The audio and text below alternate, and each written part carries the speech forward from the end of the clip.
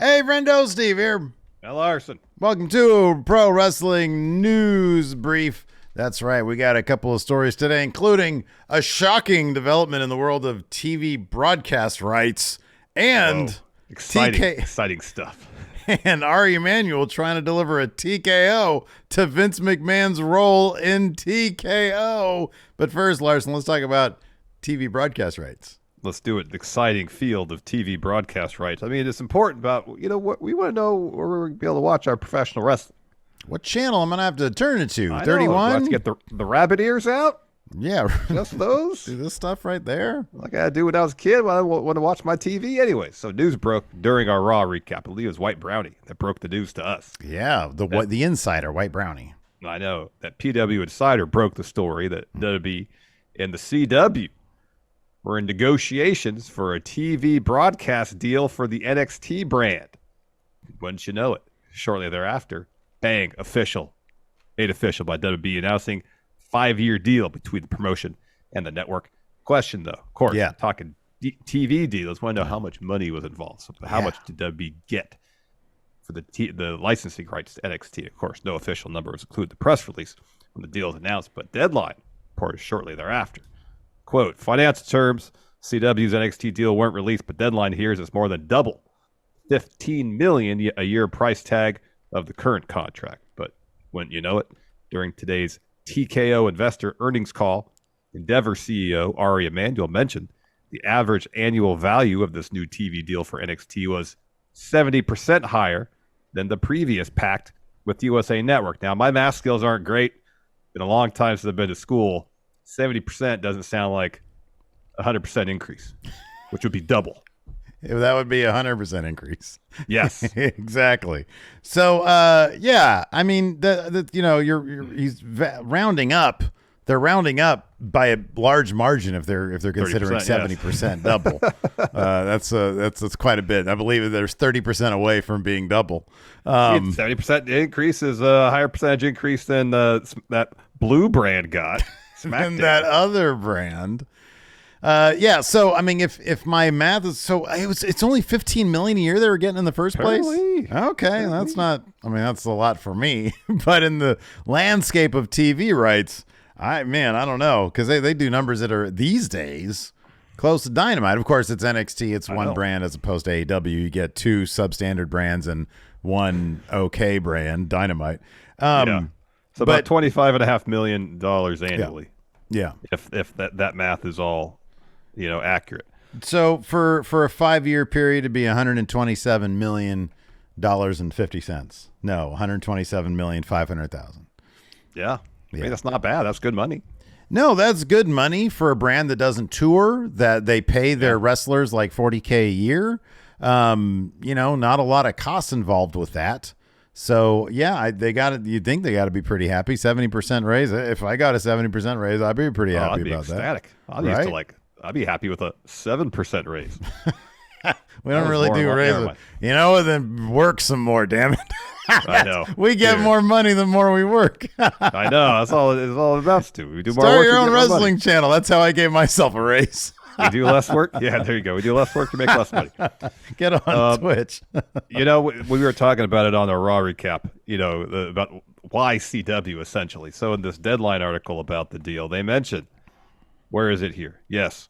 So apparently CW is making emphasis on sports, live sports in particular. They got ACC college football, Live Golf is there, Inside the NFL, which I believe used to be on HBO. Is now on the CW. The NASCAR Xfinity Series that's starting up over on the CW in 2025. They're taking all the scraps, basically. Like Live Golf, they couldn't cut a deal with anybody. CW's like, come on down. Let's come to the CW. You can air after Supernatural. I mean, college football is really popular, but most people want to watch the SEC, Big Ten. Yeah. ACC college football is fine, but it's not like one of the huge, massive power conferences that people really pay attention to. Right. But in this Deadline article, says the network said it will soon offer more than 500 hours of sports programming. Okay. So that's a lot of sports. That's so I guess if they're shifting away from DC shows, like Arrow and Flash and so forth. And it's Supernatural, not a DC show, but Gotham. You know what I mean? Yeah. And then focusing now on live sports, it makes sense why NXT would fit under their broadcast umbrella more so in that case. Live sport seems to be the thing that, to a degree, is sort of like whatever proof. Like the rights fees for sports seemingly always goes up. There's always a demand for live sports. You see the streamers trying to get into the live sports. Amazon's already penetrated the NFL. So It is sort of the thing these days, as opposed to spending a bunch of money in-house productions or, I guess, I don't know, licensing or paying for, the DC the DC C-lister catalog where you can have a Batman show without Batman in it. Then this seems to be, I guess a relatively safe bet if they're sort of going with like the mid-level. It's like, oh, we're not going to spring for Raw or SmackDown, but we can get NXT. We're not going to spring for SEC or Big Ten. We'll spring for ACC. That's not, it'll be interesting. I'll put it this way. It'll be interesting to see if there is a market for that sort of mid-level sports obviously stuff. College football is wildly popular, and obviously SEC, Big Ten, those are the huge power conferences that get a lot of national attention. They got national TV deals, and they're expensive. They're expensive TV deals, super expensive. Imagine the ACC, the quality of the game is not too far removed from the super large power conferences. And I imagine it comes at a much more reasonable price tag than SEC or Big Ten. And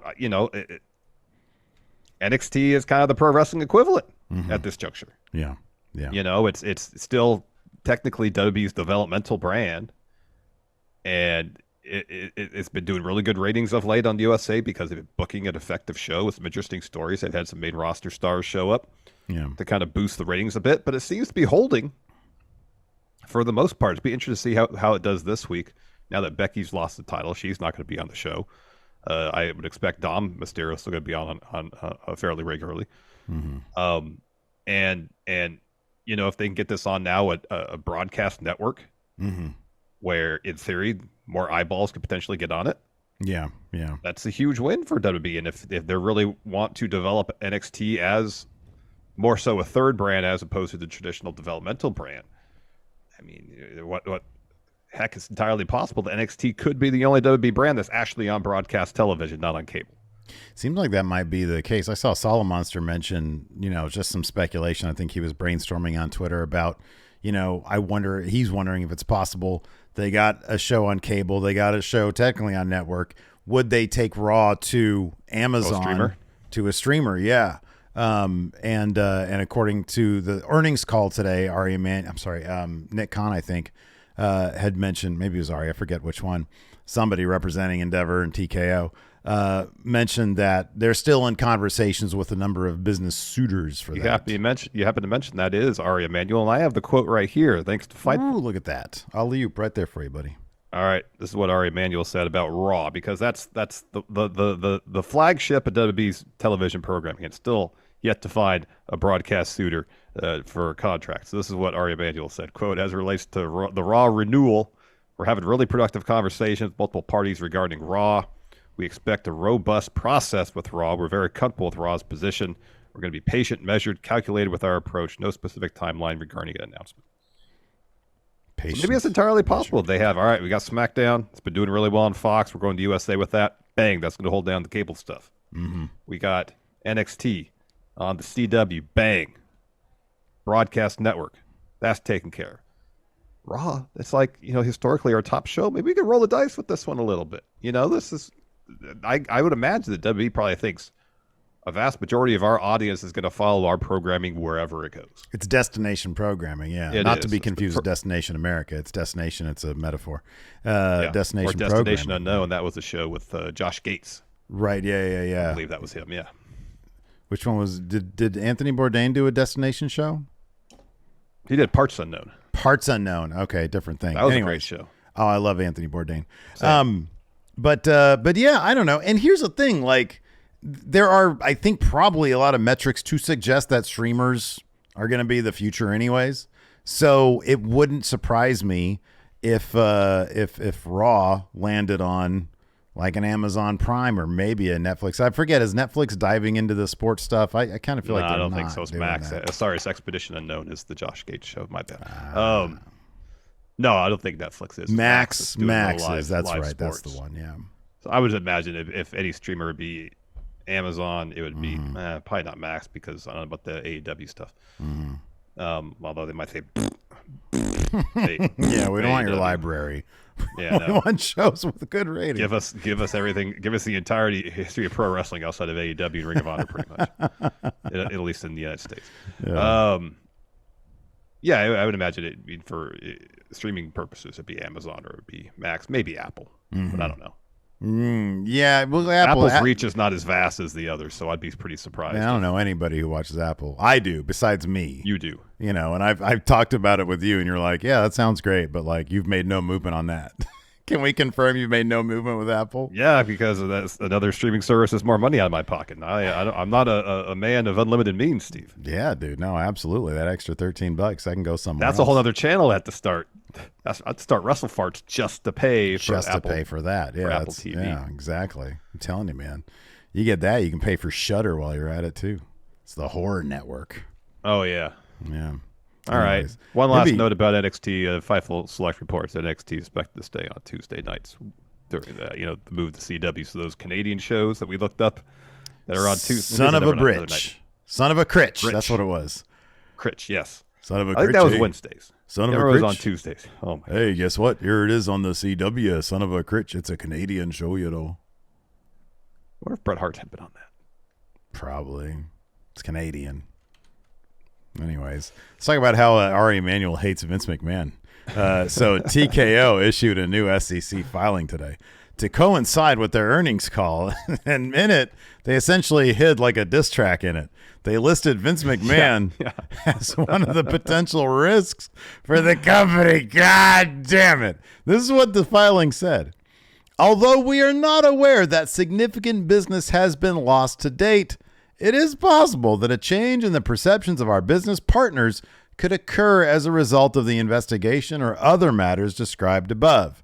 In addition, as a result of the investigation, they're talking about Vince McMahon investigation, or other matters described above, certain other operational changes, including without limitation other personnel changes, have occurred and may continue to occur in the future, which may have adverse financial and operational impacts on our business. Any adverse impacts as a result of the investigation and related matters and any further allegations or investigations could exacerbate, that means make worse, any of the risks described herein.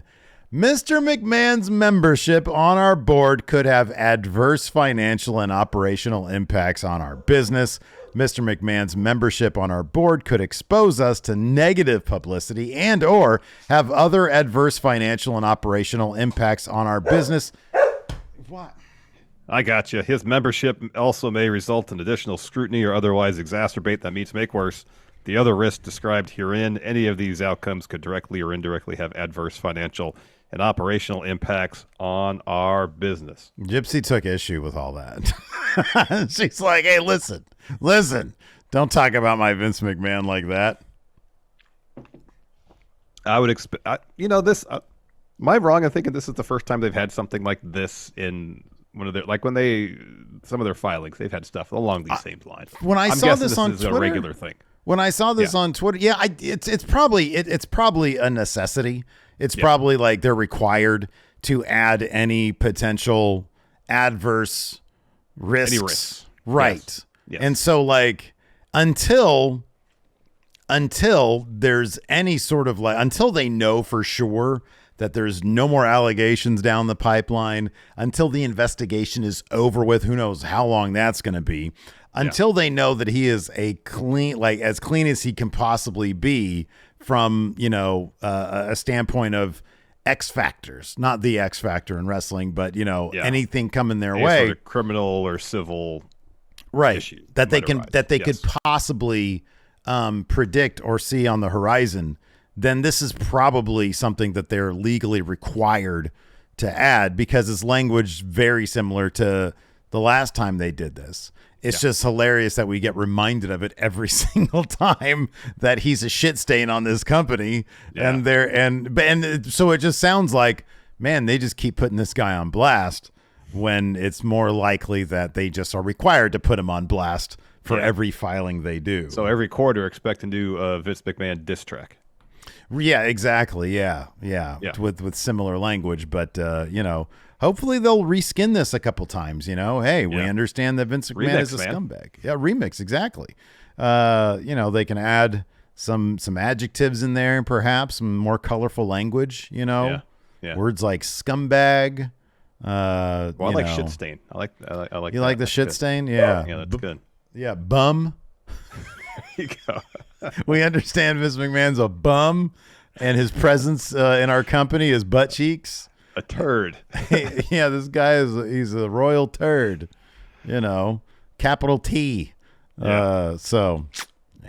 Anyways, wouldn't you like that if Going in Raw had to do a filing every quarter, and you had, I don't know, some investigation going on every time, and be like, man, Larson being in this company, it's a real shit stain on the company, and you just have to take it.